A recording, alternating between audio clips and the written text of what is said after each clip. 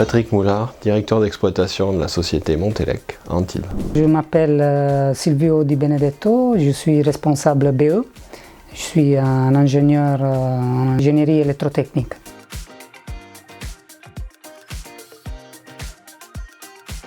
C'est un secteur énorme puisque c'est 16 000 entreprises sur le plan national et 300 000 salariés qui représentent les entreprises de l'installation et l'intégration électrique. 16 000 entreprises, c'est réellement que l'installation électrique et ce n'est pas les concepteurs.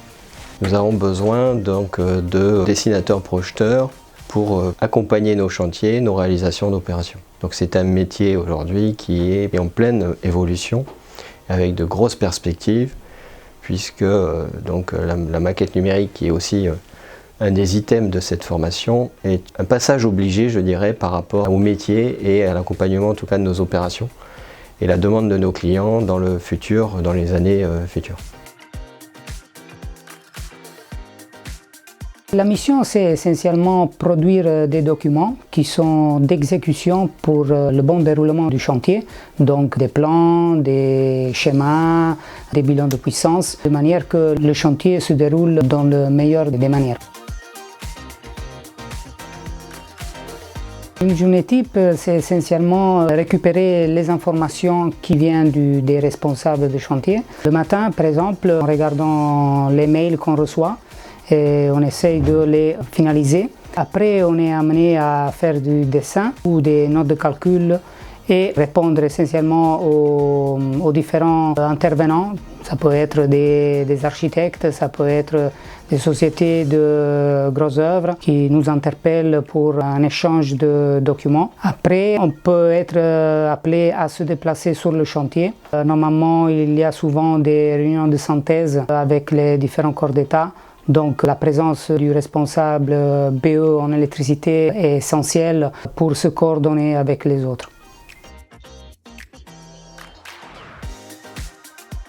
Les qualités d'un nouveau projeteur dessinateur, c'est être toujours à l'écoute, se conformer à la société, donc parce que chaque société a sa manière de travailler, d'évoluer. Donc absorber au mieux toutes les infos qui lui sont données, et évoluer avec un désir d'apprendre parce que chaque jour c'est un jour différent par rapport au précédent.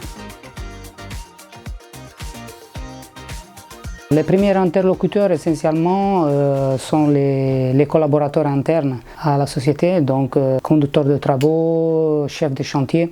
Il faut toujours être à l'écoute du feedback qui vient du chantier. Et on a après les interlocuteurs entre guillemets externes. Et essentiellement c'est des bureaux de contrôle, des architectes, des sociétés de grosses œuvres, etc., etc. Alors le salaire moyen pour une sortie de formation, on sera aux alentours des 28 000 €. Donc bien sûr c'est un début et on pourra aller sur des salaires beaucoup plus importants quand les collaborateurs dans nos entreprises auront bien sûr évolué avec le temps et on pourra aller jusqu'à 45 000 €. Les opportunités, ça va être de constituer des bureaux d'études dans nos entreprises, donc d'étoffer les bureaux d'études qui sont existants, donc sur des TPE-PME, sur des entreprises de plus importantes, voire des grands groupes. Il y a une vraie demande de cette compétence, puisque c'est une compétence qui est quand même relativement nouvelle et qui monte en puissance, puisqu'on a de plus en plus de demandes dans nos entreprises, du fait de nos clients, des projets qui sont de plus en plus interactifs et coopératifs. C'est une formation qui me tient particulièrement à cœur, puisque je l'ai initiée, bien sûr merci au CESI, puisque il fallait relever le défi. Et c'est réellement beaucoup de perspectives, de bonnes perspectives pour les futurs apprenants.